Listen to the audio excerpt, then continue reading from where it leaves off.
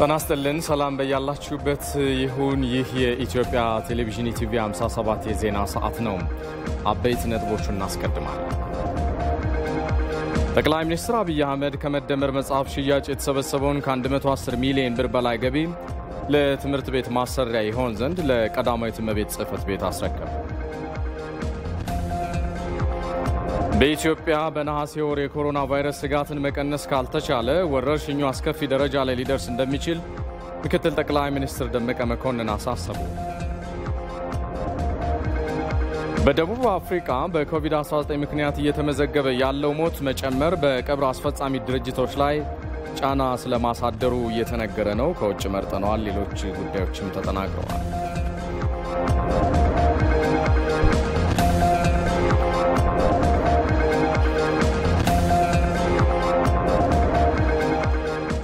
ከስቱዲዮ ሲ በቀጥታ የሚተላለፈውን የዛሬ አርብ ምሽት ቲቪ 57 ዜና ሰለሞን ኃይለ ኢየሱስ መራለው ባልደረባይ በረከት ቀናው ዜናዎችን በመልእክት ቋንቋ እየተረጎመ አብሮን ይዘልቃል በቅድሚያ በኢትዮጵያ በዛሬው ዕለት ተጨማሪ 552 ሰዎች በኮሮና ቫይረስ መያዛቸውን የጤና ሚኒስቴር አስታወቀ ባለፉት 24 ሰዓታት 9203 ሰዎች ላይ በተደረገ ላቦራቶሪ ምርመራ 552 ሰዎች በቫይረሱ ስለመያዛቸው የጤና ሚኒስቴር ገልጿል ባለፉት 24 ሰዓታት የ15 ሰዎች ህይወት ያለፈ ሲሆን አጠቃላይ በቫይረሱ ምክንያት በኢትዮጵያ የሟቾች ቁጥር 380 ደርሷል ብሏል ጤና ሚኒስቴር በሌላ በኩል በትናንትናው ለ388 ሰዎች ማገገማቸው የተነገረ ሲሆን በዚህም ከበሽታው ያገገሙ ሰዎች ቁጥር በአጠቃላይ 9415 ደርሷል በአጠቃላይ በኢትዮጵያ በኮሮና ቫይረስ የተያዙ ሰዎች ቁጥር ደግሞ 21452 ስለመድረሱ ሚኒስቴር መስሪያ ቤቱ አስታውቋል ጠቅላይ ሚኒስትር አብይ አህመድ ከመደመር መጽሐፍ ሽያጭ የተሰበሰበውን ከ110 ሚሊዮን ብር በላይ ገቢ ለትምህርት ቤት ማሰሪያ ይሆን ዘንድ ለቀዳማዊት እመቤት ጽሕፈት ቤት አስረከቡ ጠቅላይ ሚኒስትሩ የመደመር መጽሐፍ ሽያጭ ገቢን በመላው ሀገሪቱ ለትምህርት ቤቶች ማሰሪያ እንደሚውል ቃል በገቡት መሰረት ነው ለቀዳማዊት እመቤት ጽሕፈት ቤት ዛሬ ያስረከቡት ባልደረባችን አስማማየ ነው ተከታዩን ዘገባ አጠናቅሯል የኢትዮጵያን ፖለቲካዊ ኢኮኖሚያዊና ማህበራዊ ጉዳዮችን ከሰዋዊ ባህሪ ጋር አጣምሮ በመተንተን ሀገሪቱ ያሉባትን መዋቅራዊና ሰው ሰራሽ ሳንካዎችን ፈታ ወደ ብልጽግና ማማ ለመሻገር የሚያስችላትን አቅጣጫ ያመላከተው በጠቅላይ ሚኒስትር አብይ አህመድ የጻፈው የመደመር መጽሐፍ በመጀመሪያ ገጹ ላይ ከሽያጩ የሚገኘው ሙሉ ገቢ ለትምህርት ቤቶች ማሰሪያ እንደሚል ያስቀምጣል በዚህ መሰረትም ከመጽሐፉ ሽያጭ የተገኘውን ከ110 ሚሊዮን ብር በላይ ገቢ ለትምህርት ቤቶች ማሰሪያ ይሆን ዘንድ ጠቅላይ ሚኒስትር አብይ አህመድ ለቀዳማዊ እመቤት ጽሕፈት ቤት አበርክተዋል መደመር እንደ ሐሳብ ለኛ ለኢትዮጵያ በጣም ጠቃሚ ሐሳብ ነው ሚዛናዊነትን መቀራረብን መነጋገርን እና ሀገራችንን ካለችበት ሁለንተናዊ ደህንነት ሰው ወለድም መዋቅራዊ ወለድም ከሆኑ ስብራቶች አገግማ ወደ ብልጽግና እንድትሄድ የሚያደርግ ሐሳብ ነው ሐሳቡም በመደመር እሳቤ የፈለቀና የደረጀ በመሆኑ መጽሐፉም በሚያገዙ ግለሰቦች የታተመ በመሆኑ ሙሉ በሙሉ ገቢው መልሶ ለልማት እና የህዝብን ችግር የሚፈታ መሆን እንዳለበት በተገባው ቃል መሰረት ዛሬ እስካሁን የተሰበሰበውን 110 ሚሊዮን ብር ለቀዳማዊት እመቤት ቢሮ በማስረከብ በሚቀጥለው አመት ማለት በያዝነው በጀት አመት ይህ ገንዘብ ሙሉ በሙሉ በክልሎች ትምህርት ቤት ማሰራት ቀደም ሲል የነበረውን 20 ትምህርት ቤት ቁጥር የሚጨምር እንደሚሆን ተስፋ ይደረጋል በእኛ በኩል በሰጠነው ገንዘብ ልክ በቀዳማዊ እመቤት ቢሮ ሙሉ በሙሉ ስራ ላይ መዋሉን እንቆጣጣራለን ቀዳማዊት እመቤት ወይዘሮ ዝናሽ ታያቸው የሚመሩት ጽሕፈት ቤት ባለፈው አመት ከተለያዩ ድጋፍ የሚሰጡ አካላት ገንዘብ በማሰባሰብ በሁሉም ክልሎች 20 ትምህርት ቤቶችን እየገነባ ይገኛል ይህ አሁን ስጦታ ደግሞ ይህንን ተግባር የበለጠ ለማጠናከር የሚያግዝ ይሆናልን ብለዋል ጠቅላይ ሚኒስትር አብይ አህመድ ባለፉት ጊዜያት በሀገር ደረጃ የመደመር መጽሐፍ ከ110 ሚሊዮን ብር በላይ ተሰብስቧል ይህ 110 ሚሊዮን ብር ሙሉ በሙሉ በተገባው ቃል መሰረት ለትምህርት ማሰሪያ እንዲውል የቀዳማዊት እመቤት ዝናሽ ቢሮ ባለፈው አመት ከተለያዩ አካላት ገንዘብ በማሰባሰብ 20 ትምህርት ቤቶች ኢትዮጵያ ውስጥ እያሰራ ነው ከ20 ትምህርት ቤት ውስጥ 6-7 ገደማው ተመርቀዋል የተቀሩት በኮሮና ምክንያት የዘገዩ ቢሆንም ምናልባት እስከ መስከረም ባለው ጊዜ ውስጥ ተመርቀው አገልግሎት መስጠት ይጀምራሉ። በሁሉም ክልሎች ነው የግንባታ የተፈጸመው። አሁንም በዚያ ልምድ መሰረት ሙሉ በሙሉ ገንዘቡ ለቀዳማዊት እመቤት ቢሮ ገብቶ በእነሱ መንገድ በየክልሎቹ ትምህርት ቤት እንዲሰራበት ተወስኗል። መደመር መጽሐፍ ተሽጦ የተገኘው የገቢ ከክልል ክልልም ሆነ ከቦታ ቦታ የተለያየ ነው ያሉት ጠቅላይ ሚኒስትሩም ስለዚህ ገቢው መጽሐፉ ተሽጦ በመጣበት ክልል ሙሉ በሙሉ ተመልሶ ትምህርት ቤት የሚገነባበትን አሰራር ጽፈት ቤቱ የሚከተል ይሆናልም ብለዋል።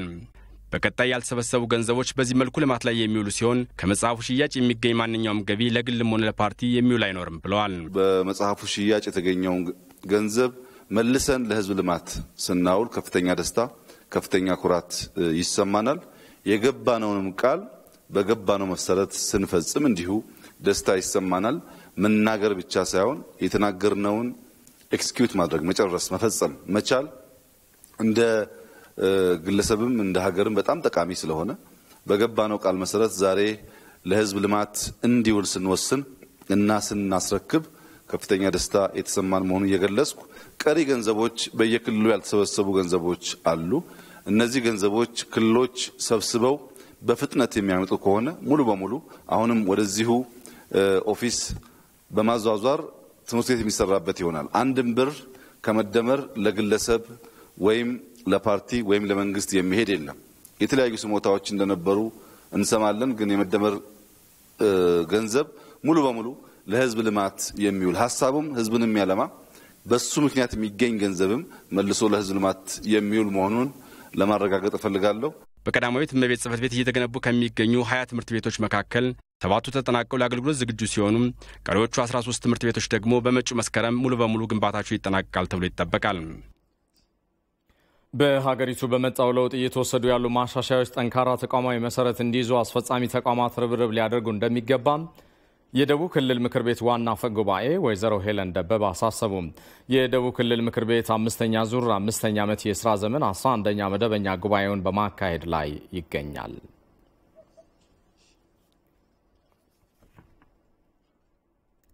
እዚህ ጉዳይ ላይ እንቆያለን። የምክር ቤቱን ውሎ እየተከታተለ የሚገኘው ባልደረባችን ሚካኤል ገዙ ከሐዋሳ በቀጥታ ተጨማሪ መረጃዎችን ሊያጋራን የስልክ መስመራችን ላይ ነው የሚገኘው። ሰላም ሚካኤል፣ እንደምን አመሸ? እንደምን አመሸ ሰለሞን። ይመስገን አምላክ። እስኪ በምክር ቤቱ ውሎ የተነሱ ዋና ዋና ሀሳቦች እንደምን ያሉ ናቸው? አስፈጻሚ አካላትስ ተቋማት ግንባታ ላይ በምን አይነት መንገድ ነው ርብርብ ማድረግ ያለባቸው ተባለ የሚለውን ሰብሰብ አድርገህ ልትነግረን ትችላለህ? መልካም ሰለሞን፣ አመሰግናለሁ። የደቡብ ክልል ምክር ቤት 5ኛ ዙር 5ኛ ዓመት የሥራ ዘመን 11ኛ መደበኛ ጉባኤውን ዛሬ በሐዋሳ ማካሄድ ጀምሯል። ምክር ቤቱ ለ3 ቀናት የሚቆይ ሲሆን ምክር ቤቱን እንግዲህ ጉባኤውን በንግግር የከፈቱት የደቡብ ክልል ምክር ቤት ዋና አፈ ጉባኤ ወይዘሮ ሄለን ደበበ ናቸው። አፈ ጉባኤዋ በንግግራቸው ቀዳሚ አድርገው ያነሱት ታላቁ የኢትዮጵያ ህዳሴ ግድብን ሲሆን ግድቡ በተለያየ መንገድ የተለያዩ መሰናክሎች ገጥመውት አልፎ ዛሬ ላይ ለመጀመሪያው ምዕራፍ የውሃ ሙሌት በመብቃቱ የተሰማቸውን ደስታ ገልጸዋል። ከዛ ባሻገርም በሀገሪቱ እንግዲህ ባለፉት 2 ዓመታት ተስፋ ሰጪ የሆኑ የሀገሪቱ የዲሞክራሲ ሂደቶች በሀገሪቱ መስተዋላቸውን ተናግረዋል። ነገር ግን እነዚህ የዲሞክራሲ ሂደቶች በሚፈለገው መንገድ ሄደው የህዝብ ተጠቃሚነትን እንዲያረጋግጡ ለማስቻል በርካታ መሰናክሎች የገጠሙት እንደሆነ ተናግረዋል። በተለይም ደግሞ ይህ ለውጥን የማይፈልጉ አካላት የተለያዩ የሴራ እንቅስቃሴዎች በሚፈለገው መንገድ ነገሮች እንዳይሄዱ ለማድረግ ጥረት ያደርጋሉ ብሏል። ህብረተሰቡም እነዚህን በአውቆ ለእነዚህ አካላት ክፍተት መፍጠር እንደማይገባው ገልጸዋል። እንግዲህ ሌላው ካነሷቸው ጉዳዮች መካከል ለውጥ በሀገሪቱ ከመጣ ጊዜ ጀምሮ የሪፎርም የማሻሻያ ስራዎች በተለያየ መንገድ በሀገር አቀፍ ደረጃም በክልሉም የተወሰዱ ነው የሚገኙትና እነዚህ የሪፎርም ስራዎች በዓለም አቀፍ ደረጃም እውቅና የተሰጣቸው በሀገር ውስጥም በርካታ ለውጥን ማስገኘት የቻሉ ናቸው። ነገር ግን እነዚህ የሪፎርም ስራዎች በተቋም ደረጃ የራሳቸው ቅርጽና መልክ ይዘው ዜጎች በዕለት ተዕለት ተግባሮቻቸው ልምዶቻቸው አድርገው እንዲተገብሯቸው በማስቻል ደረጃ አስፈጻሚ ተቋማት በትኩረት ሊሰሩት የሚገባ ጉዳይ ሊሆን እንደሚገባም በመክፈቻ ንግግራቸው አሳስበዋል ወይዘሮ ሄለን። እንግዲህ ከዚህ ባሻገር የደቡብ ክልል ምክትል ርዕሰ መስተዳድር አቶ ርስቱ ይርዳውም የአስፈጻሚ ተቋማት የ1 ዓመት የስራ አፈጻጸም ሪፖርትን ለምክር ቤቱ አቅርበዋል። በዋነኛነትም እንግዲህ አቶ ርስቱ ካነሷቸው ጉዳዮች መካከል በበጀት ዓመቱ መንግስት በወሰደው ቁርጠኛ እርምጃም በሀገሪቱ ለተያያዘችው የብልጽግና ጉዞ መሰረት የጣሉ ስራዎች መከናወናቸውን ተናግረዋል። ተናግረዋል። ከነዚህ ውስጥ መካከል እንግዲህ በአገር አቀፍ ደረጃ እንደ ታላቁ የኢትዮጵያ ህዳሴ ግድብን ማንሳት ይቻላል ብለውም ገልጸዋል። ከዛ ባሻገር በደቡብ ክልል የዘመናት ጥያቄ ሆኖ የከረመው የአደረጃጀት ጥያቄዎች በተለይም እነዚህን ሀሳቦች በማንሳት እነዚህን ሀሳቦች የሚያቀነቅሩ የሚያነሱ ግለሰቦች ለመታሰርና ለመሰደድ ይዳረጉ እንደነበር የገለጹ ሲሆን አሁን የሲዳማ በክልል የመደራጀት ጥያቄም በሀገሪቱ የተገኘው የለውጥ ጅማሮ ወይም ደግሞ የለውጥ ምዕራፍ ማሳያ ተደርጎ ይወሰዳል ብለዋል። ሌሎች በክልሉ ከዛ በመለስ ያሉ አሁን በደቡብ ክልል የሚነሱ የአደረጃጀት ጉዳዮችም ቢሆኑ ስርዓት ባለው መንገድ ለመመለስ መንግስት ህዝብን የሚሰማና የሚያደምጥ መንግስት በመሆኑ የህዝብ ጥያቄን ተቀብሎ ህግና ስርዓት በሚፈቅደው መሰረት ለመፍታት ጥረት እያደረገ እንደሚገኝ ተናግረዋል። እንግዲህ በአጠቃላይ አቶ ርስቱ በአስፈጻሚ ተቋማትን የስራ አፈጻጸም ሪፖርት ለምክር ቤቱ ካቀረቡ በኋላ ከከሰዓት እስካሁን ሰዓት እስከ ከትንሽ ደቂቃዎች በፊት ድረስ በምክር ቤት አባላት በቀረቡ ጉዳዮች ዙሪያ ጥያቄዎች ሲቀርቡ ውለዋል። ሰለሞን እንግዲህ ነገ በጠዋት የሚኖረው የምክር ቤቱ ጉባኤ ላይም እነዚህ አስፈጻሚ አካላት የተቋማት አስፈጻሚ አካላት ምላሽ ይሰጣሉ ተብሎ ይጠበቃል። ሰለሞን ሚካኤል ገዙ ከሐዋሳ በቀጥታ የስልክ መስመራችን መረጃዎችን ስላደረስክ እናመሰግናለን። መልካም ምሽት። ወደ ሌሎች ጉዳዮች ይሻገራለሁ። የድሬዳዋ አስተዳደር ምክር ቤት ለ2 ቀናት ሲያካሄድ የነበረውን መደበኛ ጉባኤ የ2013 በጀትና የተለያዩ ሹመቶችን በማጽደቅ አጠናቋል። በአስተዳደሩ ምክትል ከንቲባ አቶ አህመድ መሐመድ ቦሃም የአስፈጻሚ አካላትን የ2012 በጀት ዓመት እቅድ አፈጻጸም ሪፖርትና የ2013 መሪ እቅድ ቀርቦ ውይይት ከተደረገበት በኋላ ጸድቋል። ምክር ቤቱ የ2013 በጀት ዓመት 4 ቢሊዮን 214 ሚሊዮን 594,256 ብር እንዲሆን አጽድቋል። ከበጀቱ ከ1.9 ቢሊዮን ብር በላይ ከከተማ አስተዳደሩ ከሚሰበሰብ ግብር እንደዚሁም 734 ሚሊዮን ብር ከተለያዩ የልማት አጋሮች ከሚገኝ እንደሚሸፈንም ተገልጿል። ከጸደቀው በጀት ውስጥም 55 በመቶ ለካፒታል ፕሮጀክቶች ማስፈጸሚያ የሚውል ሲሆን ቀሪው 45 በመቶ ደግሞ ለመደበኛ በጀት ይውላል ተብሏል። ምክር ቤቱ ወይዘሮ ለምለም በዛብህን የአስተዳደሩ ጤና ቢሮ ኃላፊ አቶ ገበየው ጥላሁንን ደግሞ የመሬት ልማት ማኔጅመንት ቢሮ ኃላፊ እንደዚሁም 3 የቋሚ ኮሚቴ ሰብሳቢዎችና 1 የመጀመሪያ ደረጃ ፍርድ ቤት ዳኛን ሹመት አጽድቋል። በጉባኤው ማጠቃለያ የምክር ቤቱ አመራሮችና አባላት በተገኙበት የችግኝ ተከላ መርሃ ግብር መከናወኑን የድሬዳዋ አስተዳደር የመንግስት ኮሚዩኒኬሽን ጉዳዮች ቢሮ ዘግቧል።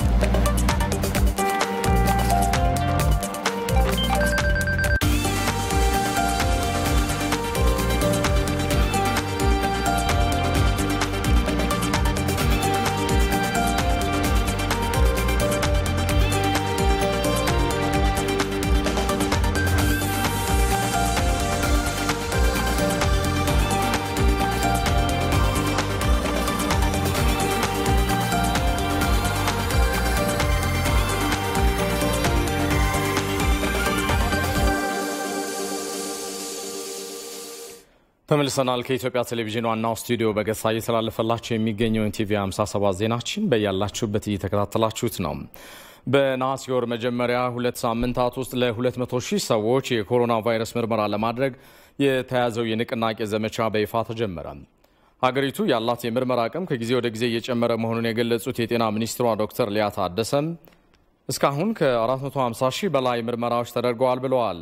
የቫይረሱ ምልክት የማይታይባቸው ሰዎች ቁጥር እየተበራከተ በመምጣቱ የምርመራና ንቅናቄ ዘመቻ ማካሄድ አስፈላጊ ስለመሆኑ ነው ዶክተር ሊያ ታደሰ የተናገሩት።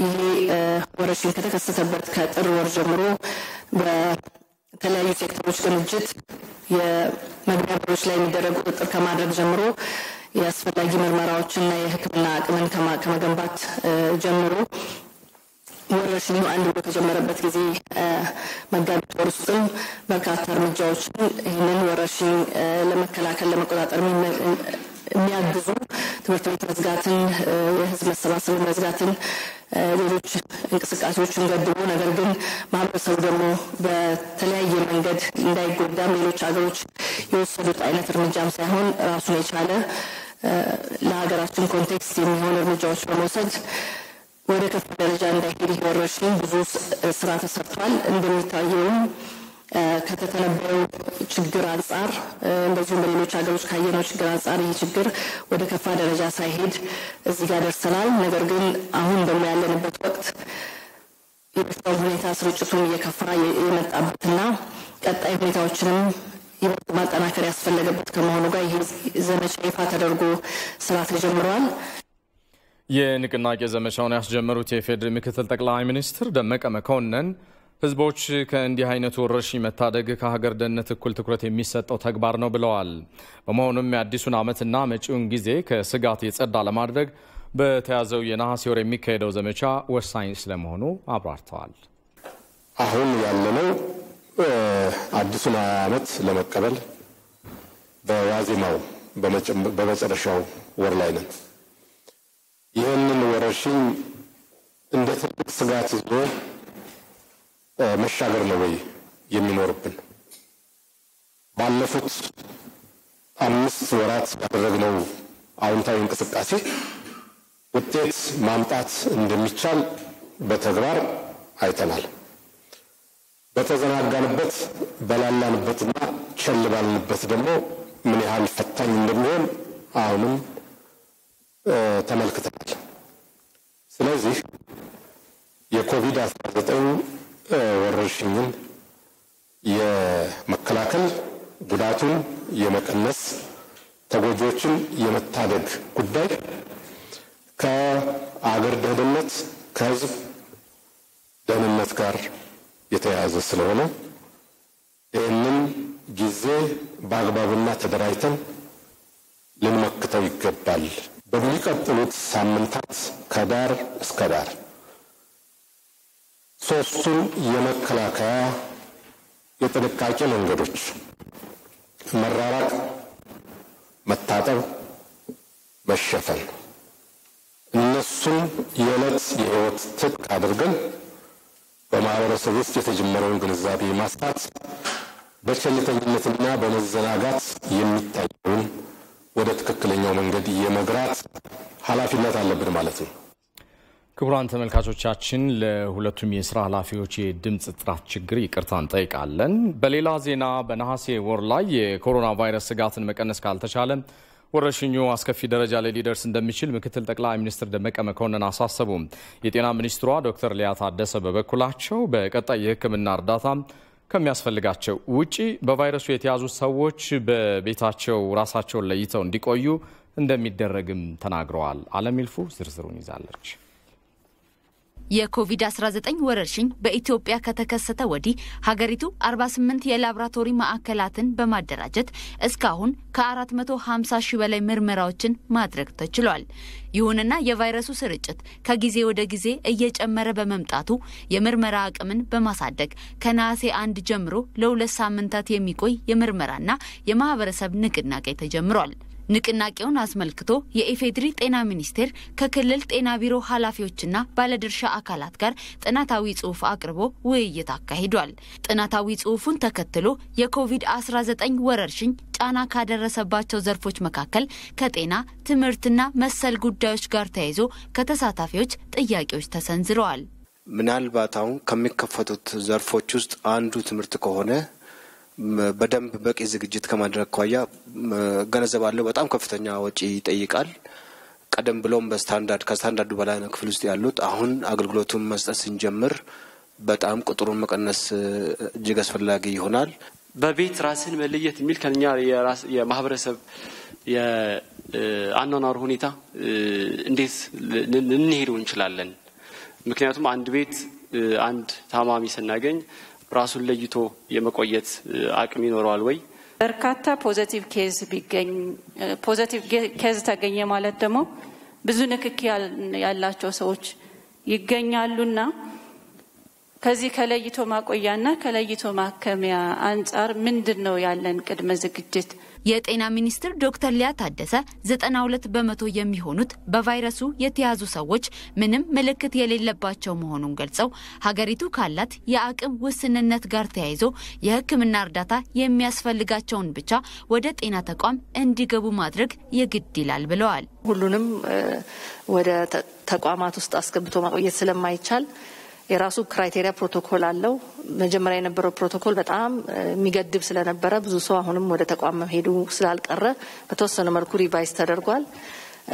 ስለዚህ የማይችሉና በጣም አስቸጋሪ ሁኔታ ውስጥ ያሉ ወደ ጤና ተቋም ሳይሆን ለብቻ የተዘጋጁ ለይቶ ማቆያዎች ላይ እንዲሄዱ፣ ሌሎቹ ደግሞ በቤት ውስጥ እንዲቆዩ ማድረግ ስራውን ያው እኛም ማምነንበት ካልሄድን ማህበረሰቡንም ማሳመን ስለማንችል አይዲያል ሆኖ አይደለም። ይሄ በጣም ተመራጩ ነገር ሆኖ ሳይሆን ሁሉንም ወደ ተቋም ውስጥ ማስገባት አቅሙ ስለማይኖር ምልክት የሌላቸውን አስገብተን የታመሙትን ደግሞ ማስገባት ማንችልበት ችግር ውስጥ ከገባን ደግሞ ብዙዎችን ህይወት ልናጣም ስለምንችል ያንን የግድ መምረጥ ስለሚያስፈልግ ነው። በውይይቱ ላይ የተገኙት የኢፌድሪ ምክትል ጠቅላይ ሚኒስትር ደመቀ መኮንን በበኩላቸው በነሐሴ ወር ላይ የተጀመረው የንቅናቄ ዘመቻ በቀጣይ የሚመጡ ጊዜያት እጣ ፈንታ የሚወስኑ መሆናቸውንና ለዘመቻው መሳካት ሁሉም የህብረተሰብ ክፍል ሊተባበር ይገባል ነው ያሉት። ምንም እንኳን መጪው ጊዜ ለተወሰነ ጊዜ ህይወት ከኮቪድ ጋር መሆኑ ባይቀርም ወደ ከፋ ሁኔታ እንዳይቀየር ማድረግ በራሱ ስኬት ነው። እዛ ላይ እንረባረብ። ከ29 ሚሊዮን በላይ ተማሪዎች በየቤታቸው ከትምህርት ስርዓት ውጭ ሆነዋል። ይሄንን ጉዞ ይዞ መቀጠል እንዴት ይቻላል? ጠንክረን እንዝመትና ስጋት እንዳይሆን አድርገን የትምህርት ስርዓታችን እንዲቀጥል እናድርግ። ነገር ግን ይሄንን አደጋ ስጋት በማይሆንበት ደረጃ ሳናመጣ ትምህርትን በዚህ ጊዜ እንከፍታለን ብሎ መናገር ግብታዊነት ስለሚሆን ዝግጅት እናረጋለን። ዋናው ዘመቻ ላይ እንረባረባለን። ያሁኑ መጪው ዘመን የትምህርት ስርዓቱ ሳይስተጓጎል እንዲቀጥል ካስፈለገ ተማሪዎችም መምህራንም የዘመቻው አካል ነው መሆን ያለባቸው ማለት ነው። በነሐሴ ወር የተጀመረው የንቅናቄ ዘመቻ 200,000 ሰዎችን ለመመርመር ያቀደ ሲሆን በአጠቃላይ እስከ ወሩ መጨረሻ ድረስ በ17 ሚሊዮን ቤቶች ላይ የቤት ለቤት ልየታ ይካሄዳል ነው የተባለው። ወደ ሌሎች ጉዳዮች አልፋለሁ። ህወሓት ባለፉት 27 ዓመታት ዲሞክራሲያዊና ፌዴራላዊ ስርዓትን በኢትዮጵያ በማስፈን ሽፋን አህዳዊና ዲሞክራሲያዊ ስርዓትን ሲያራምድ ነበር ሲሉ በደቡብ ወሎ ዞን የደሴ ከተማ ነዋሪዎች ተናገሩ። ነዋሪዎቹ ህወሓት በምርጫ በተደጋጋሚ በድምጽ በተቀጣባቸው አካባቢዎች ጥፋቱን ከማረም ይልቅ ድምጽ የነሳውን ከተማና ህዝብ በልማት በመቅጣት መበቀሉ ነው ብለዋል። ሪፖርተራችን ብሩክ ተስፋዬ ተከታዩን ዘገባ አጠናቅሯል። አቶ ኢማም እሸቱ የደሴ ከተማ ነዋሪ ናቸው። በእድሜያቸው የተለያዩ ስርዓቶችን ያዩት እኚህ ሰው ህወሓት ስለ ዲሞክራሲ ያወራ ነጻነትን የሚያፍን ስለ ፌዴራሊዝም እየሰበከ አህዳዊ የነበረ ስለመሆኑ ያስረዳሉ። ህወሓት ግንባር ስትፈጥር የመሰረተቻቸው ድርጅቶች የራሷን ሰዎች የባዕድን አመራር፣ የራሷን ሰዎች የሄድን አመራርና የሌሎችም አመራር አድርጋ ሾመች። አህዳዊነት አድራጊ ፈጣሪነት ከህወሓት በላይ አለ እንዴ? ይልቅስ እኔ የምመክረው ለነሱ የህወሓት ማዕከላዊ ኮሚቴ ጀምሮና ከነሱ ዙሪያ ያለው የህወሓት ሰው በእግሩ ተንበርክኮ የኢትዮጵያን ህዝብ ይቅርታ ቢጠይቅ ይሻላል። ሌላኛው የከተማዋ ነዋሪ አቶ ክብረት አብራው ህወሓት ሲመራው በነበረው ኢህአዴግ በተካሄዱት ምርጫዎች በደሴ ከተማ በተደጋጋሚ ድምጽ በማጣቱ የሞግዚት አስተዳደሩን አስቀምጦ በድምጽ የቀጣውን ህዝብ በልማት ስለመቅጣቱ ያነሳል። በከተማችን ላይ ምርጫ በነበሩበት ሂደት በሁሉም የምርጫ ዘመናት ተሸንፏል። ትልቁ ነገር የዚህ ጠባሳ ነው። ልክ በምርጫው የቀጣውን አካል እሱ ደግሞ በየዘመናቱ ከተማውን በሁሉም መንገድ ለምሳሌ ኮንስትራክሽንን ብንመለከት ውሃ መጥቶ ሙሉ አስፋልት ላይ የሚወርቅበት ሆን ተብሎ ብዙ ቅርሶች ፈርሰው ለመንገድ ስራ ተብለው ነገሮች ተነቃቅለው ግን መንገድ ያልተሰራባቸው ልማቱ እንዲቆም በመደረግ ጨረታ ይካሄዳል። በኮንስትራክሽን ዘርፉ መተው የሚጫረቱት የሚያሸንፉት የሚሰሩትም እነሱ ናቸው። ስለሆነ አብዛኛው የከተማዋ ተወላጆች በተስፋ መቁረጥ በጫት በተለያየ ሱስ ተይዘው በቃ በረንዳ ላይ የሚውሉ ናቸው። አቶ ክብረት አያይዞም የክርስትናና እስልምና እምነት ተከታዮች በፍቅር በሚኖሩባት የደቡብ ወሎዋ መዲና ደሴ ህወሓት መዋቅራዊ በሆነ አካሄድ ፍቅራቸውን ለመሸርሸር ሴራ ስለመጎንጎኑም ይጠቅሳል። መስጊድ ውስጥ ያሉት እነሱ ናቸው፣ ቤተክርስቲያን ውስጥ ያሉት እነሱ ናቸው። ሁሉም ነገር ማድረግ የሚችሉና የማይፈልገውን ነገር ራሳቸው ፈጥረው እንደተፈጠረ አድርጎ የሚናገሩ ናቸው። እንዲህ ሆኗል። አንዳንድ እንትኖች ቤተክርስቲያን አቃጥለዋል። አንዳንድ ሙስሊሞች፣ አንዳንድ ክርስቲያኖች፣ አክራሪ ክርስቲያኖች መስጊድ እንዲህ ብለዋል። ግን እነዚህን ሰዎች ራሱ ሰርተው አዘጋጅተው የሚያመጣቸው እነሱ ናቸው። ምክንያቱም ህዝቡ ያውቀዋል። በየትኛውም ሃይማኖት ውስጥ የሌላውን የሃይማኖት ተቋም ማፍረስ ስነ ምግባር እንዳልሆነ ያውቃል። ነገር ግን ልክ በዚህ ልክ የሰሯቸው የገዟቸው ሰዎች በገንዘብ በጥቅም ያዟቸው ሰዎች በቃ ለኖርምና ለምንም ተገዢ ስላልሆኑ እንደፈለጉ ማድረግ የሚችሉ ናቸው። ስለሆነ እነዚህ ሰዎች መጥተው ቤተክርስቲያን ያቃጥላሉ። ከዛ በኋላ እስልምናና ክርስትና እንዲያዝ ይደረጋል ማለት ነው። እነዚህ ሰዎች የሃይማኖት መጻሕፍት እንዲቀዱ ይደረጋሉ።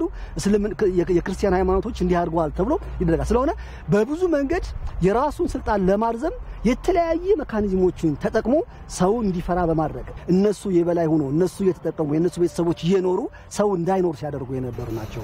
ወይዘሮ ራቢያ ከበደ ደግሞ ባለፉት 27 ዓመታት ዲሞክራሲ በጽሁፍ የተቀመጠ በፍሬ ያልተገለጠ ስለመሆኑ ጠቅሰው አሁን በህወሓት በኩል ሐሳብን በመሃል ሀገር በሐሳብ ከመታገል ይልቅ ጠቅልሎ መሄድ ከኢትዮጵያዊነት ይልቅ ዘረኝነትን ያሳየን ነው ይላሉ። ከሸልፍ መቀመጥ ከርቡ ላይ በከቨር ላይ ከማስቀመጥ ውጭ ዲሞክራሲን በእውን በተግባር የማይታይበት ነው። እኔ ለዚህ ማሳያ የምሰጥ ነገር የመጀመሪያው ሃይማኖት ነው። ሃይማኖት ላይ መንግስት በሃይማኖት ጣልቃ ይገባል። ግን ስናየው የነበረው ከላይኛው መዋቅር ጀምሮ የራሱን አደረጃጀት እየፈጠረ አንድነት እንዳይፈጠር እስልምና አንድ እንዳይሆን ሌላውም ሃይማኖት ከእስልምና ጋር አንድ አይነት ኑሮ ተጣምሮ ያለውን በወሎ በተለይ ባህል ላይ ያለውን የእምነት እንትን የመፈረካከስና ከፋፍለህ ግዛው አይነት ስትራቴጂ የመጠቀም ነው። ካሁኑም ተግባር ጋር ስናየው ለዲሞክራሲ ያን ያህል አመት ታገልን ያሉትና ለዲሞክራሲ ያን ያህል ቦታ ሰጥተው የሚታገሉ ኃይሎች እንደ ኢትዮጵያ አስተሳሰብ ኢትዮጵያ መሃል ሀገር ላይ ሆነው ለዲሞክራሲ መታሰር ነበረባቸው፣ ለዲሞክራሲ መገረፍ ነበረባቸው፣ ለዲሞክራሲ ህይወታቸው መገበር ነበረባቸው። ጠቅልሎ መንደር መሄድ ምንድነው? ጠቅልሎ ሰፈር መሄድ ሰፈርተኝነትን ነው የሚያሳየው። ትክክለኛም ለካ ዘረኝነት እንደነበር ነበር የሚያሳየውና ለአብዮታዊ ዲሞክራሲን ያን ያህል የሚታገል ኃይል እዚሁ እንደ ኢትዮጵያ የሚያስብ ከሆነ እንደ ኢትዮጵያ ሳስቦ ለካ አልሰሩትም ነበር የሚለው ነው የሚያሳየው።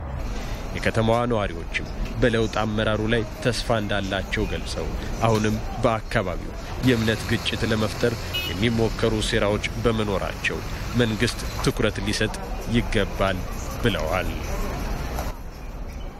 በሌላ ዜና በወልቃይት ጠገዴ የሚገኙ የአማራ ተወላጆች ላይ ህወሓት ከፍተኛ ኢሰብአዊ ድርጊቶችን እየፈጸመ እንደሚገኝ የወልቃይት ጠገዴ የአማራ ማንነት አስመላሽ ኮሚቴ አስታወቀ። ኮሚቴው የማንነት ጥያቄ ምላሽ ሳያገኝ ህወሓት ምርጫ ለማድረግ ቆርጦ መነሳቱ ተገቢነት የሌለውና ህገወጥ ድርጊት ነው ብሎታል። ሰለሞን አበጋዝ የወልቃይት ጠገዴ የአማራ ተወላጆችን በጉልበትና በማናለብኝነት የተንኮል ሴራም ህወሓት ማንነታቸውን እንዲቀይሩና በትግራይ ክልል ውስጥ እንዲካለሉ ማድረጉን ተወላጆቹ ይናገራሉ። የወልቃይት ጠገዴ ህዝብ በሰሜን ቤጌ ምድር በጎንደር ሰሜን ቤጌ ምድር የወገራ አውራጃ ወልቃይት ወረዳ፣ ጠገዴ ወረዳ፣ ጠለምት ወረዳ እየተባሉ የሚተዋወቁ የነበሩ ሁመራ ወረዳ ተብሎ በአማራ ክልል የነበሩ ማህበረሰቦች በግድ ህወሓት አይ ትግሬዎች ናችሁ እናንተ ይህን ማንነት ነው መልበስ ያለባችሁ ህዝቡን ሳይጠይቅ አፍኖ በራሱን ማንነት ሲያስተዳድሩ ቆይቷል። እኛ ደግሞ ይሄ ማንነታችን አይደለም፣ ባህላችን፣ ቋንቋችን፣ ስነ ልቦናችን፣ የተፈጥሮ መሬት አቀማመጣችን ከአማራ ጎንደር እንጂ ከትግራይ አይተሳሰር። ማንነትን ማንም ሊሰጥ ማንም ሊነፍግ በማይችልበት ሁኔታም ህወሓት ግን አድራጊ ፈጣሪ በነበረበት ጊዜም ሆነ ከዛ በፊት ሆን ብሎ በማንነት ላይ ያነጣጠረ ግፍና መከራን ሲያደርግ ቆይቷል። አሁንም ቀጥሎበታል። ብዙዎች ተገድለዋል፣ ብዙዎችን ታፍነዋል። ይሄ የአማራ ማሊያ መልበሳችልም፣ የአማራ ክለቦች ማሊያ መልበሳችልም፣ በአማርኛ መናገራችልም፣ በአማርኛ ሙዚቃ መስማታችልም፣ የሆነ ሰርግና ምናምን ካለ በዛ ምክንያት የተባረሩ መንግስት ሰራተኞች አሉ። ከመቶ በላይ መንግስት ሰራተኞች ተባረዋል። መንግስት ሰራተኞች የተባረሩበት አማራነት ታቀነቅናላችሁ፣ የአማራ ልብስ ለብሳላችሁ፣ ጃን ለብሳችሁ፣ ከሰርጋችሁ በጃኑ ለበሳችሁ የተባረሩ አሉ። እነ መምህር ታደሰ ጠማለው እና ሌሎችም ከፍተኛ የሆነ እንቅስቃሴ አለ። 5000 እስከ 6000 የሆነ ተፈናቃይ አለ። በቃ ለመናገር የሚከብድ በእኛ አካባቢ ማህበረሰብ ጫና እየደረሰብን እየተፈናቀል እየሞትን ቆይተናል። ግፍና መከራ እየተፈራረቀባቸው የሚገኙት እነዚህ ዜጎች የማንነት ጥያቄን በማንሳታቸው ብቻም በሰላም ውለው በሰላም ማደር አይችሉም። ሰኔ 22 2011 ንጋት አንዳርጌ የተባለ ወንድማችን አድረመጽ ከተማ ላይ ፖሊሶች እየጠጡ ባሉበት መጥቶ አንድ ልጅ ምግብ አለ ወይ ያለ በአማርኛ ለምን በአማርኛ ምግብ አለ ብሎ ልጁ ሲመቱት ንጋት አንዳርጌ የሚባል ለምን ነው የምትመቱት? ቋንቋ ይፈልገው የመናገር መብት አለው። እንግሊዘኛ እንኳን ያወራን ነው።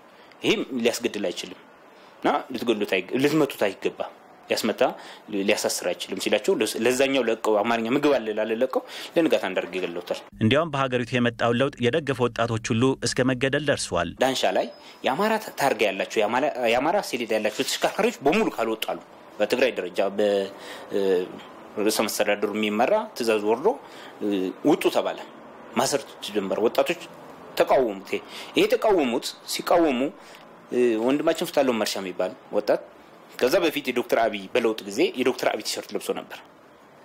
የዶክተር አብይ ቲሸርት ለብሶ የኢትዮጵያ ተስፋ የሚል ቲሸርት ስለለበሰ ይፈልጉት ነበር። ያ በዛ ግርግር ምክንያት ባድርገው በዛን ሰዓት ገደሉት። ኮሮና በአንድ በኩል ኢትዮጵያን እየፈተነ ባለበት በዚህን ጊዜም በሌላ በኩል ደግሞ የወልቃይት ጠገዴ የአማራ ማንነት ጥያቄ ምላሽ ሳያገኝ ህወሓት ምርጫ አካሄዳለሁ ማለቱ ተገቢነት የለውም፣ ህገወጥም ነው ይላሉ የወልቃይት ጠገዴ የአማራ ማንነት አስመላሽ ኮሚቴ የህዝብ ግንኙነት ኃላፊው። እኛ አማራ ነን እያል ጥያቄያችን ሳይመለስ ያ ማህበረሰብ ከዚህ በፊትም በህዝብና ቤት ቆጠራ ተቃውመናል። እኛ እንደ ኮሚቴ ህዝብና ቤት ቆጠራ የተቃወምነው ወዴት ነው የምንቆጠረው? እኛ ጥያቄ አንስተናል። ፌደራል መንግስት በልዩ መቆጠር መቻል አለብን።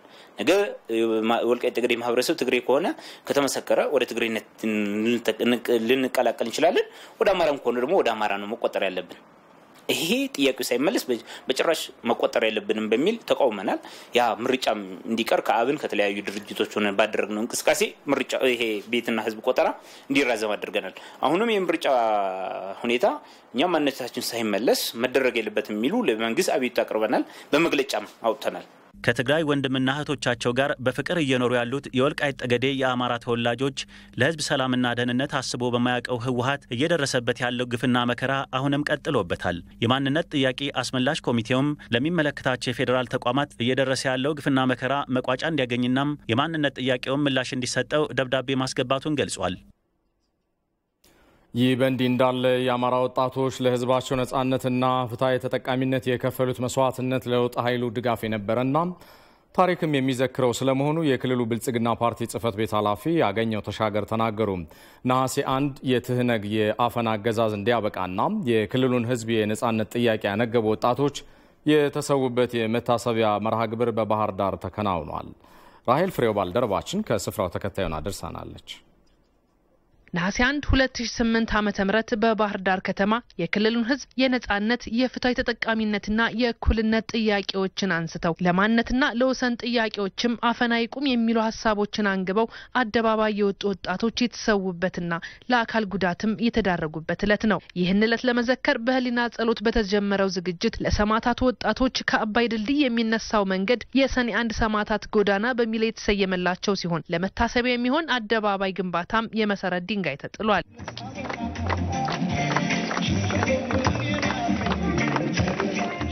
በዚህ ዝግጅት ላይ ንግግር ያደረጉት የክልሉ ብልጽግና ፓርቲ ጽህፈት ቤት ኃላፊ አቶ አገኘው ተሻገር የአማራ ህዝብ በስነ ልቦና በኢኮኖሚና በፖለቲካው መስክ ከነበረበት ከፍታ ለማስለቀቅ የሚሰሩ ሴራዎችን ቀድሞ የተረዱ ምሁራን፣ ፖለቲከኞች፣ ወጣቶች ከመላው ህዝብ ጋር ያደረጉት ትግል ዋጋ የተከፈለበት ነው ያሉ ሲሆን የተከፈለው መስዋዕትነትም ፍሬ አፈራና ሀገሪቱን በለውጥ ጎዳና የመራ መሆኑን ጠቁመዋል። ድህረ 1983 በሸዋ ተጠንስሶ ጊዜውን ጠብቆ ጎንደር ላይ እንደገና የተነሳው የአማራ ተጋድሎ በጎጃም ተጠናክሮ ወደ ወሎ ሲሻገር ተጋድሎው የማይሰበር ሙሉ ቁመና ሊላበስ ችሏል። ዛሬ በፌደራልም ሆነ በክልል ደረጃ የለውጥ ኃይል ሆነው የአማራን መሰረታዊ ጥያቄዎች ለማስመለስ በመትጋት ላይ የሚገኙት አመራሮች ህዝባዊ ትግሉ በተቀጣጠለበት ወቅት በመሪ ድርጅቱ በኢህአዴግ ግንባር ውስጥ ሰፊ የመታገያ አጀንዳዎችን ይዘው እንዲታከሉ ደጀን የሆናቸው የአማራ ወጣቶች ተጋድሎ ነው።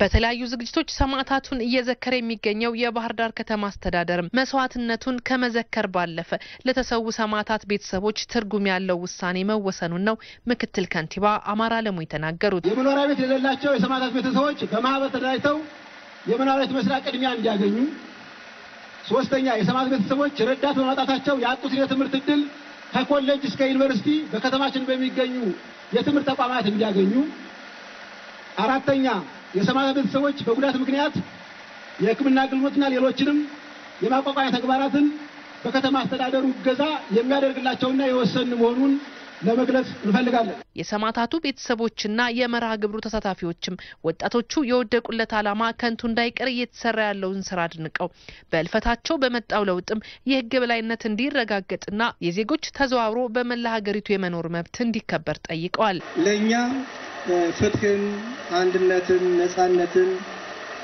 ያጎናጽፉ ዘንድ መስዋዕት የሆኑ ወጣቶቻችን በዚህ ሁኔታ ዝክረ በዓላቸው መከበሩ ትልቅ ነገር ነው። በተወሰነ መልኩ ለውጥ የሚታይ መሆኑ ነው። ይሁን እንጂ አሁንም ቢሆን በሌሎች ክልሎች ላይ የሚኖሩ የክልላችን ህዝቦች እየተፈናቀሉ እየሞቱ ስለሆነ እኛም የደማንለት የሞትንለት ይህ መፈናቀልና መሞት እንዲቆም ስለነበር አሁንም ቢሆን ይሞትና የመፈናቀል እንዲቆም ሐሳባችንን በዚህ አጋጣሚ ልናስተላልፍ እንወዳለን። ዝግጅቱ ሰማዕታቱን ከመዘከር ያለፈ ዓላማ ያለው ነው ያሉት አቶ አገኘው ተሻገር ሰማዕታቱ የታገሉለት ዓላማ እውን እንዲሆን የህግ የበላይነት እንዲከበርና ዜጎች በማንነታቸው እንዳይጎዱ ህዝቡ አንድነቱን በመጠበቅ ከክልሉ መንግስት ጋር በመሆን እንዲታገል ጠይቀዋል። የማንነትና የወሰን ጥያቄ ስላቀረቡ ብቻ የወልቃይት የራያና በጠለምት ውስጥ የሚኖሩ የአማራ ብሔር ተወላጆች ላይ የሚፈጸመው ግድያ፣ አፈና፣ እስርና እንግልት እንዲቆም የተለመደ አጋርነታችሁንና ህገ መንግስታዊ ኃላፊነታችሁን እንድትወጡ እንዲሁም የህግ የበላይነት እንዲከበር የበኩላችሁን አገራዊ ተልዕኮ እንድትወጡ ይህ ለውጥ እንዲመጣ መስዋዕትነት በከፈሉ ሰማዕታት ስም ጥሪያችን እናቀርባለን።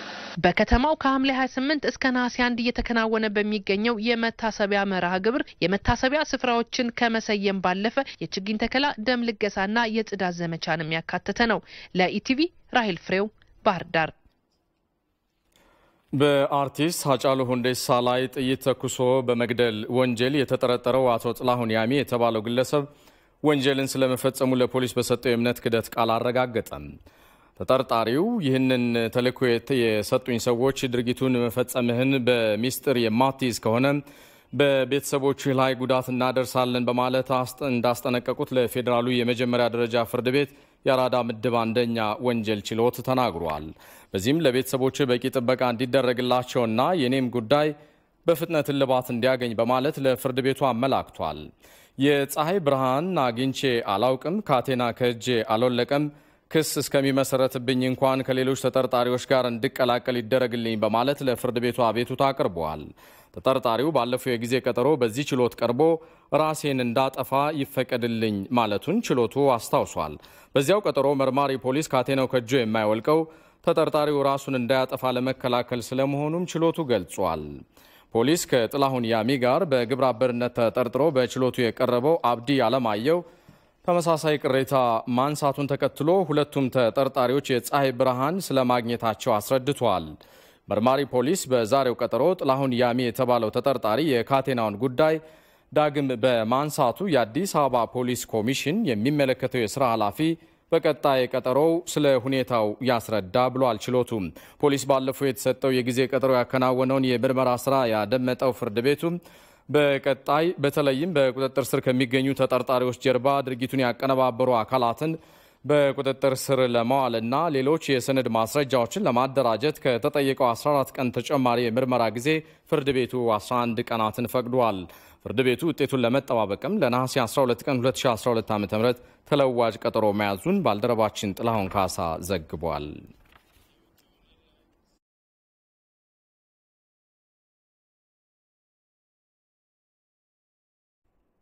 ከውጭ ያገኘነውን ጉዳይ እናጋራችሁ። በደቡብ አፍሪካ በኮቪድ-19 ምክንያት እየተመዘገበ ያለው ሞት መጨመር በቀቢራ አስፈጻሚ ድርጅቶች ላይ ጫና ስለማሳደሩ እየተነገረ ነው።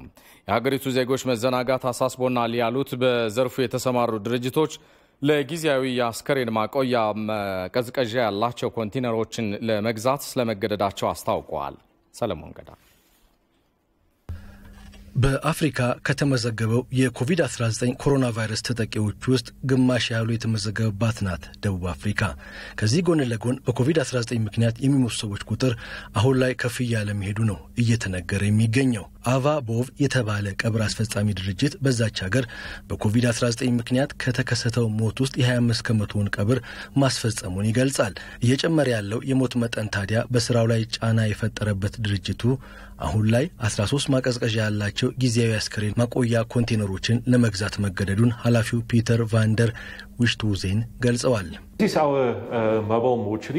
ይህ ተንቀሳቃሽ አስከሬን ማቆያችን ነው። 16 አስከሬን በአንድ ጊዜ የሚይዝ ሲሆን ይህን ያዘጋጀነውም በኮቪድ ምክንያት የሞቱትን ለመቅበርና ስርጭቱን ለመቀነስ እንዲያግዘን ነው። በስዌቶ ከተማ የሚንቀሳቀሰው ሊጋኦ ሶፌማ ቀብር አስፈጻሚ የሚመሩት ኦናንግ ሊግ የሞት መጠኑ ከፍ ማለት እንዳሳሰባቸው ገልጸዋል። በሰኔ ወር ብቻ 89 ቀብር መፈጸማቸው እንዳስደነገጣቸው አልሸሸጉም። በቀደመው ጊዜ እርሳቸው ደግ ባሉት ዘመን በአንድ ወር 13 ገደማ ቀብር ብቻ ነበር የሚፈጸመው። አሁን ላይ በእያንዳንዱ ቀን ሳምንቱን ሙሉ ነው ቀብር የምንፈጽመው።